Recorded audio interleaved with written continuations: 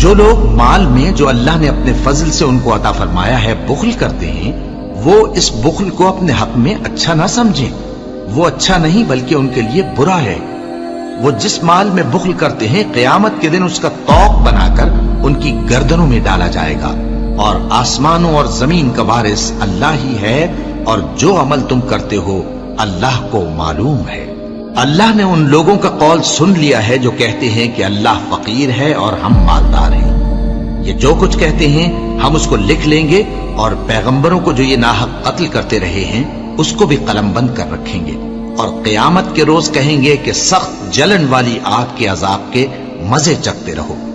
یہ ان کاموں کی سزا ہے جو تمہارے ہاتھ آگے بھیجتے رہے ہیں، اور اللہ تو بندوں پر مطلق ظلم نہیں کرتا۔